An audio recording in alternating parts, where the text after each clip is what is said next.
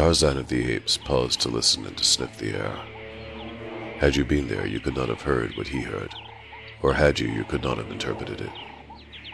You could have smelled nothing but the mustiness of decaying vegetation, which blended with the aroma of growing things. The sounds that Tarzan heard came from a great distance and were faint even to his ears.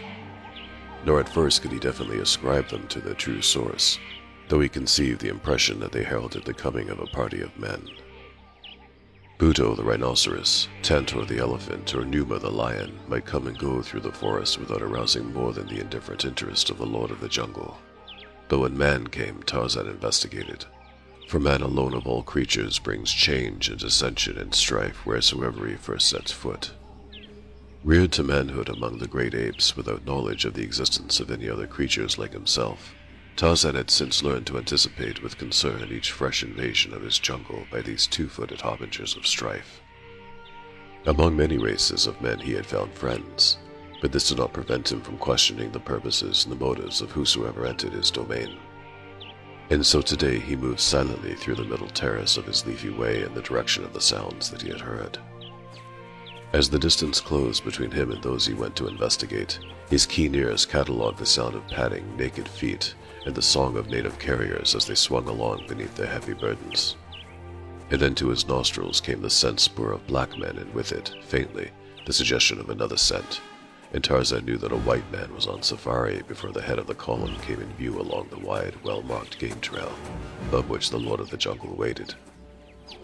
Near the head of the column marched a young white man, and when Tarzan's eyes had rested upon him for a moment as he swung along the trail, they impressed their stamp of approval upon the stranger within the ape-man's brain, for in common with many savage beasts and primitive men, Tarzan possessed an uncanny instinct in judging aright the characters of strangers whom he met. Turning about, Tarzan moved swiftly and silently through the trees until he was some little distance ahead of the marching safari. Then he dropped down into the trail and awaited its coming. Rounding a curve in the trail, the leading askari came in sight of him, and when they saw him they halted and commenced to jabber excitedly, for these were men recruited in another district, men who did not know Tarzan of the Apes by sight. "I am Tarzan," announced the ape-man. "What do you in Tarzan's country?" Immediately the young man, who had halted abreast of his askari, advanced toward the ape-man. There was a smile upon his eager face. "You are Lord Greystoke?" "Here, I am Tarzan of the Apes." "Then luck is certainly with me, for I have come all the way from Southern California to find you." "Who are you, and what do you want of Tarzan of the Apes?" "My name is Jason Gridley, and what I've come to talk to you about will make a long story. I hope that you can find the time to accompany me to our next camp, and the patience to listen to me there until I've explained my mission." Tarzan nodded. "In the jungle, we are not often pressed for time. Where do you intend to make camp?" "The guide that I obtained in the last village complained of being ill and turned back an hour ago, and as none of my own men is familiar with this country, we do not know whether there's a suitable campsite within 1 mile or 10. "There is one within half a mile, and with good water." "Good," said Gridley, and the safari resumed its way, the porters laughing and singing at the prospect of an early camp. It was not until Jason and Tarzan were enjoying their coffee that evening that the ape-man reverted to the subject of the American's visit. "And now, what has brought you all the way from Southern California to the heart of Africa?" "Now that I'm actually here and face to face with you, I'm suddenly confronted with the conviction that after you've heard my story, it's going to be difficult to convince you that I'm not crazy. And yet in my own mind, I'm so thoroughly convinced of the truth of what I'm going to tell you that I've already invested a considerable amount of money and time to place my plan before you, for the purpose of enlisting your personal and financial support. And I'm ready and willing to invest still more money and all of my time. Unfortunately, I cannot wholly finance the expedition that I have in mind from my personal resources, but that is not primarily my reason for coming to you. Doubtless I could have raised the necessary money elsewhere, but I believe that you are peculiarly fitted to lead such a venture as I have in mind." "Whatever the expedition may be that you are contemplating, the potential profits must be great indeed if you are willing to risk so much of your own money." "On the contrary, there'll be no financial profit for anyone concerned insofar as I know." "You are an American?" "We're not all money mad." "Then what is the incentive? Explain the whole proposition to me." "Have you ever heard of the theory that the Earth is a hollow sphere, containing a habitable world within its interior?" "The theory that has been definitely refuted by scientific investigation."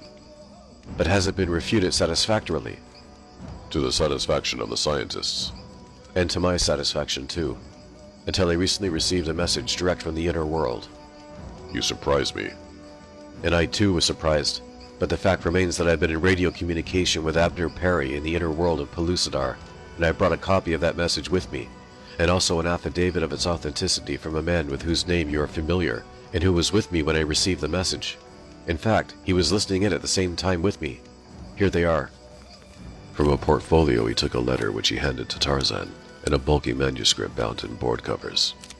I shall not take the time to read you all of the story of Tanar of Pellucidar, because there's a great deal of it that is not essential to the exposition of my plan. As you will. I am listening. For half an hour, Jason Gridley read excerpts from the manuscript before him. This, he said, when he had completed the reading, is what convinced me of the existence of Pellucidar, and it is from the unfortunate situation of David Innes that impelled me to come to you with a proposal that we undertake an expedition whose first purpose shall be to rescue him from the dungeon of the Corsairs. And how do you think this may be done? Are you convinced of the correctness of Innes' theory that there's an entrance to the inner world at each pole? I am free to confess that I do not know what to believe. But after I received this message from Perry, I commenced to investigate, and I discovered that the theory of an inhabitable world at the center of the Earth with openings leading into it at the North and South Poles is no new one, and that there's evidence to support it. I found a very complete exposition of the theory in a book written about 1830, and in another work of more recent time. There I found what seemed to be a reasonable explanation of many well-known phenomena that have not been satisfactorily explained by any hypothesis endorsed by science. What, for example? Well, for example, warm winds and warm ocean currents coming from the north and encountered and reported by practically all Arctic explorers. The presence of the limbs and branches of trees with green foliage upon them floating southward from the far north, far above the latitude where any such trees are found upon the outer crust. Then there's the phenomenon of the northern lights, which in the light of David Innes' theory may easily be explained as rays of light from the central sun of the inner world, breaking occasionally through the fog and cloud banks above the polar opening.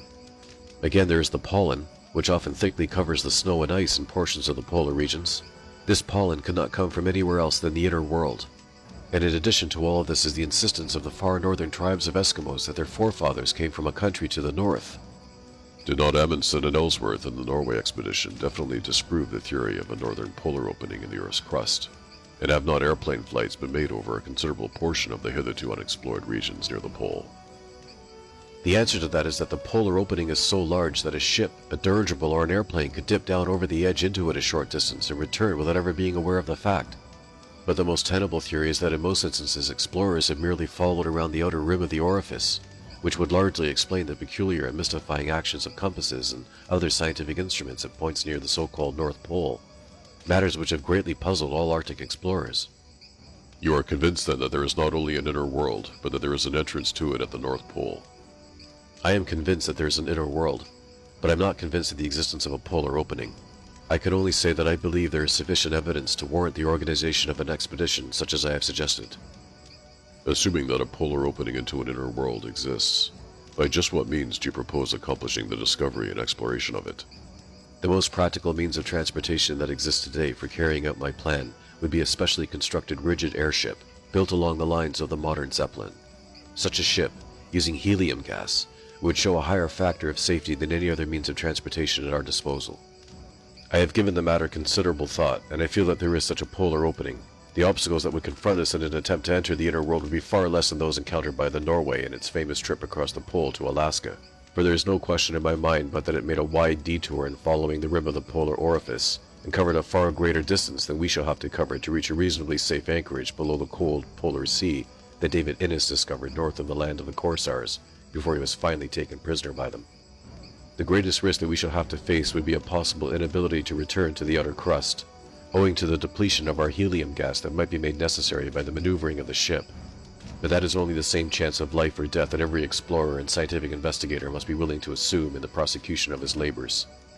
If it were but possible to build a hull sufficiently light, and at the same time sufficiently strong, to withstand atmospheric pressure, we could dispense with both the dangerous hydrogen gas and the rare and expensive helium gas, and have the assurance of the utmost safety and maximum of buoyancy in a ship supported entirely by vacuum tanks. Perhaps even that is possible, said Tarzan, who was now evincing increasing interest in Gridley's proposition. The American shook his head. It may be possible someday, but not at present with any known material. Any receptacle having sufficient strength to withstand the atmospheric pressure upon a vacuum would have a weight far too great for a vacuum to lift. Perhaps. And again, perhaps not. What do you mean? What you have just said reminds me of something that a young friend of mine recently told me. Eric von Harbin is something of a scientist and explorer himself, and the last time that I saw him he had just returned from a second expedition into the Wiramazi Mountains, where he told me that he had discovered a lake-dwelling tribe using canoes made of a metal that was apparently as light as cork and stronger than steel. He brought some samples of the metal back with him, and at the time I last saw him he was conducting some experiments in a little laboratory he had rigged up at his father's mission. Where is this man? Dr. von Harbin's mission is in the Urambi country, about 4 marches west of where we are now. Far into the night the two men discussed plans for the project, for Tarzan was now thoroughly interested, and the next day they turned back toward the Urambi country and von Harbin's mission, where they arrived on the 4th day and were greeted by Dr. von Harbin and his son Eric, as well as by the latter's wife, the beautiful Favonia of Castromera. It is not my intention to weary you with a recital of the details of the organization and equipment of the Pellucidarian expedition, although that portion of it which relates to the search for and discovery of the native mine containing the remarkable metal known as Harbinite, filled as it was with adventure and excitement, is well worth a volume by itself. While Tarzan and Eric von Harbin were locating the mine and transporting the metal to the seacoast, Jason Gridley was in Friedrichshafen in consultation with the engineers of the company he had chosen to construct the specially designed airship in which the attempt was to be made to reach the inner world. Exhaustive tests were made of the samples of Harbinite brought to Friedrichshafen by Jason Gridley. Plans were drawn, and by the time the shipment of the ore arrived, everything was in readiness to commence immediate construction, which was carried on secretly. And 6 months later, when the O-220, as it was officially known, was ready to take to the air, it was generally considered to be nothing more than a new design of the ordinary type of rigid airship, destined to be used as a common carrier upon one of the already numerous commercial airways of Europe. The great cigar-shaped hull of the O-220 was 997 feet in length and 150 feet in diameter. The interior of the hull was divided into 6 large, airtight compartments, 3 of which, running the full length of the ship, were above the medial line and 3 below. Inside the hull and running along each side of the ship, between the upper and lower vacuum tanks, were long corridors in which were located the engines, motors, and pumps, in addition to supplies of gasoline and oil. The internal location of the engine room was made possible by the elimination of fire risk, which is an ever-present source of danger in airships which depend for their lifting power upon hydrogen gas, as well as to the absolutely fireproof construction of the O-220, every part of which, with the exception of a few cabin fittings and furniture, was of Harbinite, this metal being used throughout except for certain bushings and bearings and motors, generators, and propellers. Connecting the port and starboard engine and fuel corridors were 2 transverse corridors, one forward and one aft, while bisecting these transverse corridors were 2 climbing shafts extending from the bottom of the ship to the top. The upper end of the forward climbing shaft terminated in a small gun and observation cabin at the top of the ship, along which was a narrow walking way extending from the forward cabin to a small turret near the tail of the ship, where provision has been made for fixing a machine gun. The main cabin, along with the keel of the ship, was an integral part of the hull, and because of this entirely rigid construction, which eliminated the necessity for cabins suspended below the hull, the O-220 was equipped with landing gear in the form of 6 large, heavily tired wheels projecting below the bottom of the main cabin. In the extreme stern of the keel cabin, a small scout model plane was carried in such a way that it could be lowered through the bottom of the ship and launched while the O-220 was in flight. 8 air-cooled motors drove as many propellers, which were arranged in pairs upon either side of the ship, and staggered in such a manner that the air from the forward propellers would not interfere with those behind. The engines, developing 5,600 horsepower, were capable of driving the ship at a speed of 105 miles per hour. In the O-220, the ordinary axial wire, which passes the whole length of the ship through the center, consisted of a tubular shaft of Harbinite from which smaller tubular braces radiated, like the spokes of a wheel, to the tubular girders, to which the Harbinite plates of the outer envelope were welded. Owing to the extreme lightness of Harbinite, the total weight of the ship was 75 tons, while the total lift of its vacuum tanks was 225 tons. For purposes of maneuvering the ship and to facilitate landing, each of the vacuum tanks was equipped with a bank of 8 air valves operating from the control cabin at the forward end of the keel, while 6 pumps, 3 in the starboard and 3 in the port engine corridors, were designed to expel the air from the tanks when it became necessary to renew the vacuum. Special rudders and elevators were also operated from the forward control cabin, as well as from an auxiliary position aft in the port engine corridor, in the event that the control cabin steering gear should break down. In the main kill cabin were located the quarters for the officers and crew, gun and ammunition room, provision room, galley, additional gasoline and oil storage tanks, and water tanks, the latter so constructed that the contents of any of them might be emptied instantaneously in case of an emergency, while a proportion of the gasoline and oil tanks were slip tanks that might be slipped through the bottom of the ship in cases of extreme emergency, when it was necessary instantaneously to reduce the weight of the load. This, then, briefly, was the great rigid airship in which Jason Gridley and Tarzan of the Apes hoped to discover the North Polar entrance to the inner world and rescue David Innes, Emperor of Pellucidar, from the dungeons of the Corsairs.